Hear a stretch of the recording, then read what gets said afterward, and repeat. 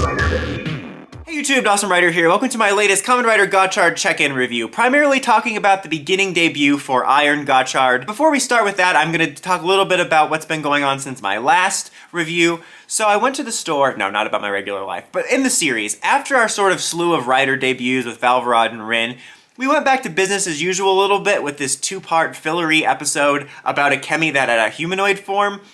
I'll admit it was a little disappointing to get back to sort of boring Gotchard, silly, stupid filler territory after the series had been pretty strong, but it overall wasn't that bad. There was some stuff with Valvrod and some stuff with the villains. They kind of kept the serialized plots moving in the background more than usual, because previously, before this new era, Gotchard was mostly this kind of silly filler stuff, with maybe a handful of scenes sprinkled out throughout the month of the villains doing something. So it definitely felt a little bit more balanced, where I felt there was still stuff going on with the main plot. And the stuff with the humanoid Chemy was kind of weird. I found it to be kind of an interesting idea. His whole thing was he thought he was bringing people joy, but he was accidentally draining their life. It was interesting and different to have a humanoid Chemy in a way, but it was also really weird. It was, I don't know, there was something really weird about it, but it was at least quasi-interesting. Also, we got a debut of Rin's new Cerberus form, which is really cool. It almost looks a little silly, like she's got 3 Princess Leia buns, but it's also pretty cool. I almost like it as much as the main form, I'm not sure. I don't know, I just think it looks really neat. But now we get into the actual stuff going on for this week with the beginning debut of Iron Gotchard. So, with the episode opened with like one of those situations where you open at the end of the episode with like, oh my god, what's gonna happen? I think they did that because the first half of the episode is almost a clip show. There wasn't a whole lot interesting in the clip show aspect except a little bit of like perspective on when that one guy became Dread, and also Hotaro talking about becoming a Kamen Rider, and he was like, what is a Kamen Rider? I'm like, they're the defenders of Ventara, we've been over this.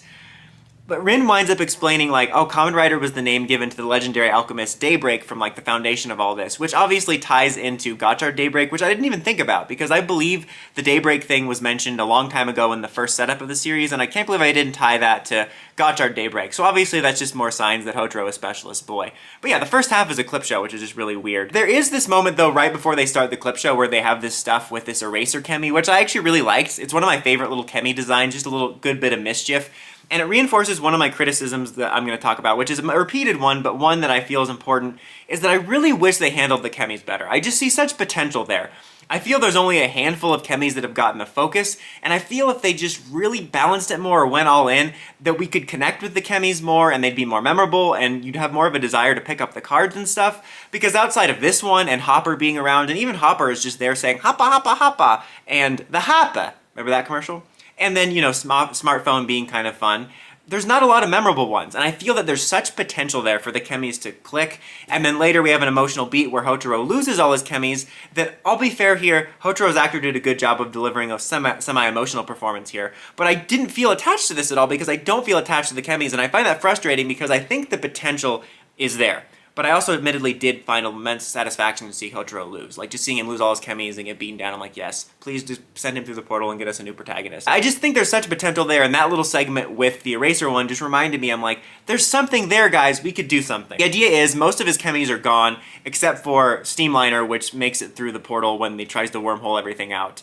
Because they get lured into this trap by Minato, and they have this scene where they're like, oh, Minato's probably not bad because he didn't kill me, and I honestly thought they might start to wrap it up earlier, but they didn't wrap it up cleanly, and it seemed like Minato was leading them into a trap. Although next week it seems like we might be wrapping this up. I hope we don't wrap it up too cleanly. Obviously there's a bit of a gray area hinting at something happened where he caused somebody to be killed, possibly turned into a Rubik's Cube, but I've really been enjoying that storyline in Minato as Dread, and the fact that it doesn't seem to be black and white like he's under a spell or strictly a spy. So I hope it's not wrapped up too cleanly, but I'm glad it wasn't wrapped up cleanly in this episode. I honestly thought it was because of how basic the series is. I thought it was going to be wrapped up mid-episode.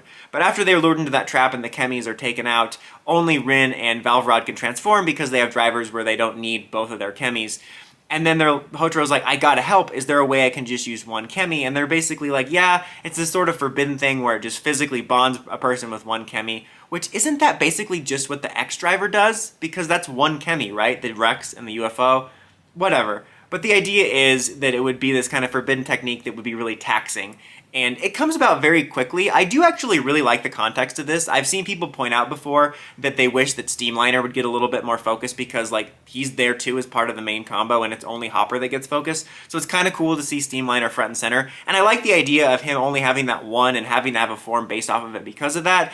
Again, it seems a little rushed though. I feel like this would have been cool to sit with for a couple episodes. Like, have the rest of the episode play out with the other two fighting Dredd, and maybe have the first half of the episode him go without powers next week, and then have that lead up to the debut next week, and just kind of sit with Hotaro feeling helpless a little bit, and building up to them making this form, rather than them being able to make this new gadget so quickly. Like, I like the idea, I just feel if it breathed for about 2 episodes, it would feel more impactful. But again, the idea is cool, and he transforms at the end just using Steamliner to create Iron Gotchard, which makes sense why it looks the way that it does.